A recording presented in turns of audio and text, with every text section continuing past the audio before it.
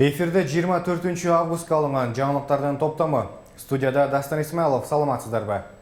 Мекенем Қырғызстан жана мекенчилик партиялары талапкерлеринин тизмесин жарыялады.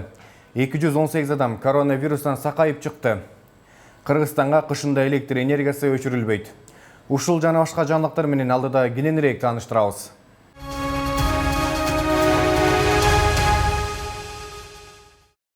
Быйыл өтүүчү парламенттик шайлоого катыша турган Мекенем Кыргызстан партиясы дагы алдыңкы 20 талапкеринин тизмесин жарыялады. Анда тизмени жогорку кеңештин депутаты, партия лидери Мирлан Бакиров баштап бара турган болду. Толук тизме төмөндөгүдөй. Мирлан Бакиров, Улан Саадалиев, Ибрагим Жунусов, Татьяна Кузнецова, Бакытбек Дүйшенбиев, Улан Сырдыбаев, Марлен Маматалиев, Эльнура Алканова, Жыргалбек Турускулов, Искендер Матраимов, Таабалды Тиллаев, Гүлкан Молдобекова, Канат Аманкулов, Ахматбек Гелдибеков, Канатбек Азиз, Бактыгүл Молдагазиева, Данир Иманалиев, Эрлис Такумбеков, Кылычбек Исамамбетов, Гүлмира Шакирова.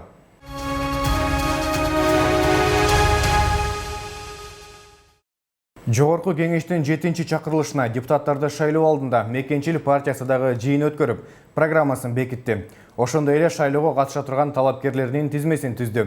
Мекенчилик партиясынын жогорку кеңешке баштапкы 30 талапкери төмөнкүчө. Камчыбек Ташиев, Садыр Жапаров, Болоткан Кумаров, Жылдызкан Жолдошова, Апсатар Сыргабаев, Эмилбек Абдыкадыров, Курманкул Зулушов, Клара Самат, Русланбек Тагаев, Равшанбек Сабиров, Бакыт Аманбаев, Клара Бурканова, Айбек Артыкбаев, Эрнисбек Ормоков, Жеңишбек Токторбаев, Гүлсүнкан Жунушалиева, Алмаз Жунушбаев, Шайрыбек Ташиев, Алымкадыр Бейшиналиев, Гүлназ Жээнбекова, Азизбек Бокоев, Жайлообай Нышанов, Жыргалбек Шакиев, Гүлнура Асанбаева, Кундузбек Сулайманов, Жандыбек Кыдыкбаев, Бактияр Калпаев, Гүлмира Камбарова, Сабуркул Ашымбаев, Эделбек Кулматов.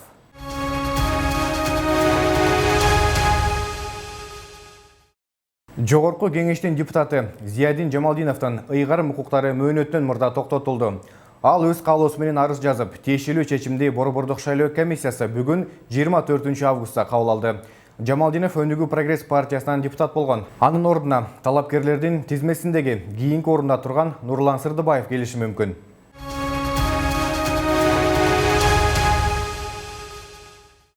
Өлкө аймагында 24 августта коронавируска чалдыккан 103 адам жаңы катталды. Алардын ичинен Бишкек шаарында 27 учур, Ош шаарында 1, Ош облусунда 8 учур, Баткен аймагында 19 учур, Жалал Абад жергесинде 29 учур, Нарын аймагында 3 учур, Талас облусунда катталган жок, Чүй өрөөнүндө 8 учур, Ысык Көл облусунда 8 учур катталды. Ушуну менен 24 августка карата Кыргызстанда коронавирус илдетин жугузгандардын жалпы саны 43126 адамга жетти. Ал эми акыркы суткада орну жеңген 218 адам ооруканадан чыкты. Жалпы пандемия башталгандан берки убакта бул оорудан 36615 адам айыгып чыкты. Республикалык штабтын маалыматына караганда 24 августта Бишкекте коронавирус илдети аныкталган дагы бир адам көз жумду. Жалпысынан оорудан көз жумгандар 1057 адамга жетти.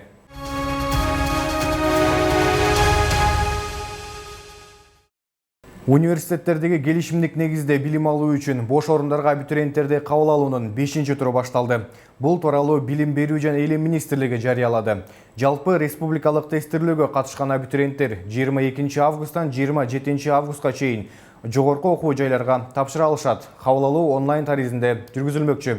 Ал үчүн абитуриенттер атайын сайтка катталышы керек. Белгилей кетсек, быйыл эпидемиологиялык абалдын кооптуулугуна байланыштуу жогорку окуу жайларга кабыл алуу онлайн түрүндө жүрүп жатат.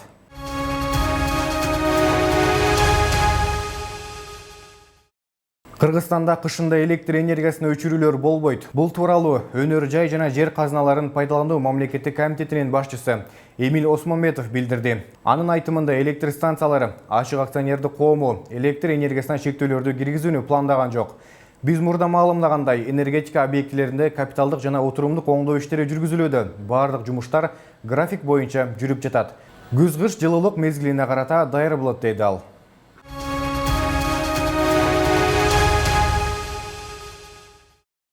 Коопсуз шаары долбоорунун экинчи этабын ишке киргизүү үчүн курулуш монтаж иштери башталды. Бул тууралуу маалыматтык технологиялар жана байланыш мамлекеттик комитети билдирди. Комитеттин маалыматына ылайык 21 августта Бишкек шаарынын Алыкулов Ахунбаев көчөлөрүнүн кесилишине стационардык аппарат комплексин сыноо режиминде орнотуу башталган. Учурда Шэньцзэн Санвин компаниясы курулушка бардык тийиштүү уруксаат кагаздарын алды. Коопсуз шаары долбоорунун экинчи этабы 7 облус, 2 ири шаар, 15 кичи шаар жана 73 калк жашаган аймакты камтымакчы. Жалпы 306 аппарат орнотулат. Коопсуз шаары долбоорунун экинчи этабын ишке ашыруучу кытайлык компаниянын маалыматына караганда, иштер айтылган мөөнөттөн кеч башталып жатканына пандемия себеп болгон деп билдирди.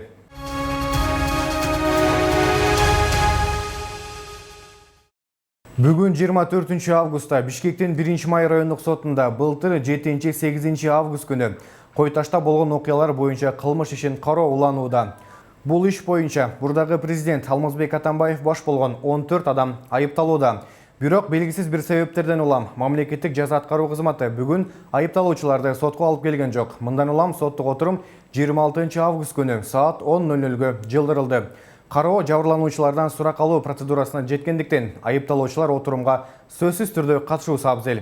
Эске сала кетсек, отурумда сот иш материалдарын изилдөөнүн тартибин аныктаган болчу. Биринчиден, жабырлануучу күбөлөрдөн айыпталуучулардан сурак алуу башталмакчы. Андан кийин иштин материалдарын изилдөө жана тараптардын жарыш сөзүнө өтүшөт.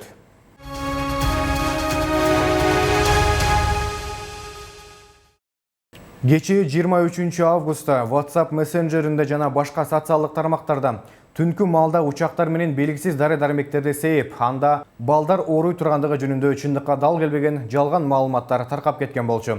Бул багытта Ички иштер министрлиги тиешелүү ыкчам иш-аракеттерди жүргүзүп жаткандыгын айтып, аталган маалыматтын чындыкка дал келбестигин тастыктады.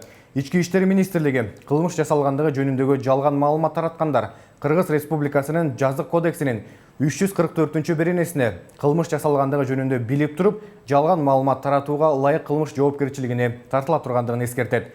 Ички иштер министрлиги жарандарды социалдык тармактар жана интернет аркылуу кылмыш жасалгандыгы жөнүндө жалган маалыматтарды таратпоого чакырды.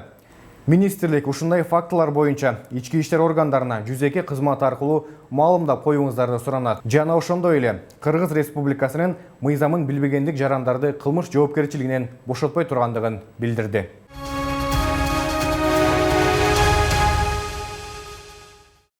Ал эми алдыда 25 августка карата аба ырайы менен таанышып алыңыздар.